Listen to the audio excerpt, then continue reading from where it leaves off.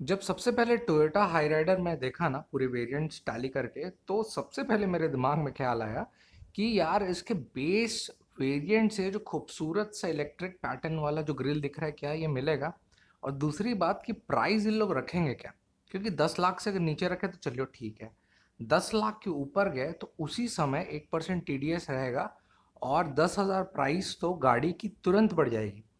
फिर थोड़ा बहुत समझने के बाद मुझे क्लियर हुआ कि कौन से वेरिएंट में ज़्यादा परफेक्शन रहेगा। तो सबसे पहली बात, अब मैं आपको डिटेल्स बताता हूँ इंजन और बेस और सेकंड बेस मॉडल के साथ कि आपको कौन सा प्रेफर करना चाहिए और क्यों एक perfect best value for money variant base साबित होगा या सेकंड बेस या फिर इसका जो जी वेरिएंट होने वाला है।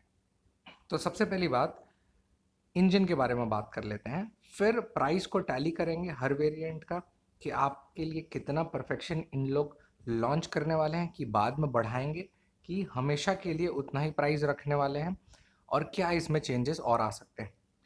तो इंजन जो है वो दो सेटअप में आपको मिलता है। एक मारुति 1.5 K15 सीरीज जो देख चुके हैं आप, जो 103 bhp निकाल के देता है, और दूसरा रहता है स्ट्रॉन्ग हाइब्रिड जो 115 bhp। अब यहाँ पर और एक सवाल आता है कि क्या बेस मॉडल से मुझे स्ट्रॉन्ग हाइब्रिड मिलना शुरू होगा? तो बेस मॉडल से सिर्फ आपको जो मारुति सुजुकी का K15 सीरीज इंजन है वो मिलना शुरू हो जाता है। फिर और डिटेल्स समझते हैं कि बेस मॉडल क्या है, कि जो आपको ये मारुति सुजुकी के पुराने जान पहचान वाला 103 bhp का मिलता है, इसमें लगभग लगभग आपको 17 से 19 का माइलेज मिल जाएगा, जो कि हम ऑलरेडी ब्रेजा में देख चुके हैं। अगर आपने ब्रेजा का वीडियो नहीं देखा तो आप वो ज़रूर देखिए, क्योंकि माइलेज जब टेस्टिंग हो रही थी तो लिटरली 20.73 का निकाल के दिया यार, मेरा दिल खुश हो गया। फिर बेस मॉडल से आपको प्रोजेक्टर हेडलैम्प्स मिलते हैं। मेन जो खेल है कि एलईडी डीआरएल भी आपको बेस मॉडल और एलईडी टेल लैम्प्स है वो बेस से लेकर टॉप मॉडल में सेम दिया हुआ है, और यही गाड़ी की असलियत प्रीमियमनेस बढ़ाता है अगर मेरा मानना है। फिर ना, जैसे मेरी नज़र ये गई कि 17 इंच के स्टील व्हील दिए हैं, तो मेरा दिल खुश हो गया, क्योंकि बड़ी बड़ी गाड़ियों में 16 इंच के प्रोवाइड कराते हैं, और कुछ कुछ गाड़ी ऑफ कोर्स आप जानते हैं कि मैं किसका नाम लेना चाह रहा हूँ।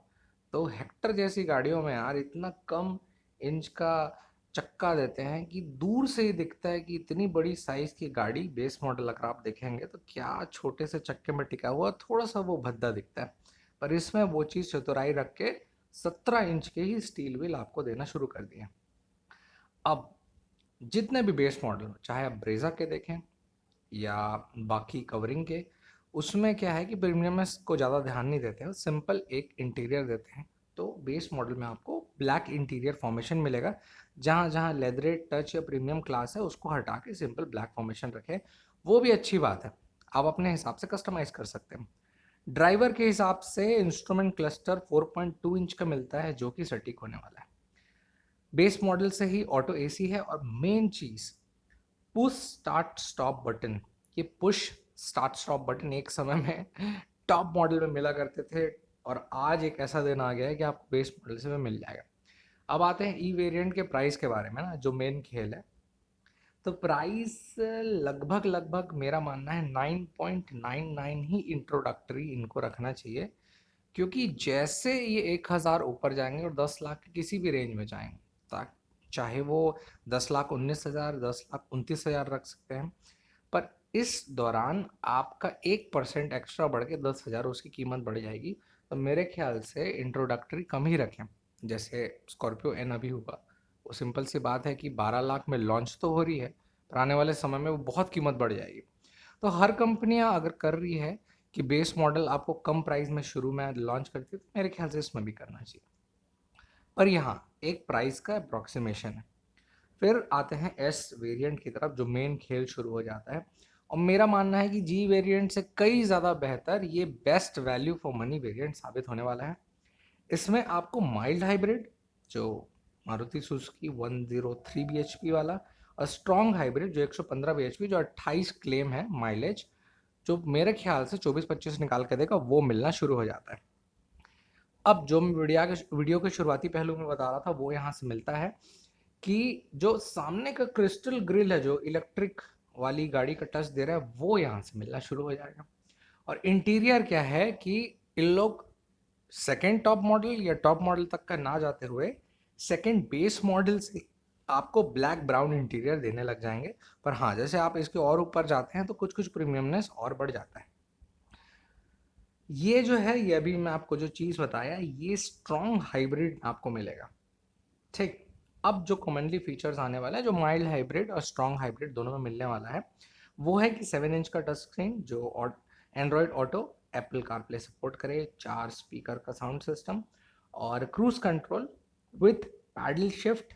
जी हाँ इसके ऑटोमेटिक के सेकेंड बेस्ड मॉडल से ही आपको पैडल शिफ्टर मिल जाएंगे, जो कि बहुत बड़ी बात है। हाँ, थोड़ा सा प्राइस बढ़ जाएगा नॉर्मल इंजन गाड़ी के कंपेयर में, बट ठीक है यार, उतना चलता है, मैनेज कर सकते हैं।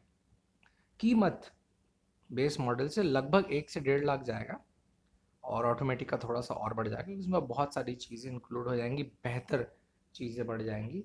तो लगभग लगभग आप मैक्सिमाइज लिमिट पकड़ के 1.5 लाख चाहिए, उससे तो ऊपर ही जाएगा, क्योंकि ऐसी सारी सब चीज़ें दी है जो अगर आप बाहर से भी लगवाते हैं तो वो उतना खर्चा जाएगा ही। और बाकी पेडल शिफ्ट गियर ये सब बात करें तो ये आप बाहर से नहीं लगवा सकते, भले आप 7 इंच का टच स्क्रीन अच्छा वाला बाहर से भी लगवा सकते हैं, पर ये एक ऐसी चीज़ है जो स्टेबल है। तो मेरे ख्याल से ये S variant he most value for money variant साबित होने वाला है। थोड़ा सा और खेल बिगड़ जाता है या बेहतर हो जाता है इस चीज़ के लिए, क्योंकि आने वाले समय में जस्ट 1 महीने बाद लॉन्चिंग होगा मारुति सुजुकी ग्रैंड विटारा। और वो क्या है कि सर्विस के लिए बहुत पॉपुलर है, दिमाग उन्होंने इतना लगाया और वैसे स्टेबल भी बहुत थे। तो सर्विस और हर छोटे शहरों में एक मारुति सुजुकी का आपको शोरूम मिल जाता है, तो बहुत सारे लोगों को दिक्कतें नहीं होती हैं एज कम्पेयर टू टोयोटा। तो वो आप एक अच्छा ऑप्शन चूज़ कर सकते हैं। डिफरेंस मैं आने वाले समय में तो बताऊंगा ही, पर नॉर्मल समझने के लिए आपको थोड़ा सा डिफरेंट पैटर्न का DRL और बैक लैम्प्स मिलता है। और अंदर क्या चेंजेस आते हैं वो जो नेक्स्ट कंपैरिजन वीडियो रहेगा उसमें मैं टैली करके आपको बता दूंगा।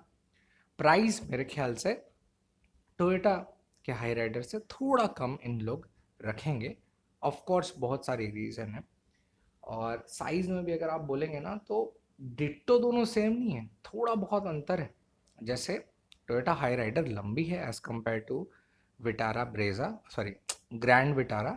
तो ये सब चीज़ें भी मैं आने वाली वीडियो में बताने वाला हूँ। तब तक के लिए स्टे ट्यून्ड कि तभी मैं वो वीडियो लेकर आऊँ तो आपको पूर्ण रूप से नोटिफिकेशन मिल सके। तो मिलते हैं अगले वीडियो में, तब तक के लिए ख्याल रखिएगा अपना।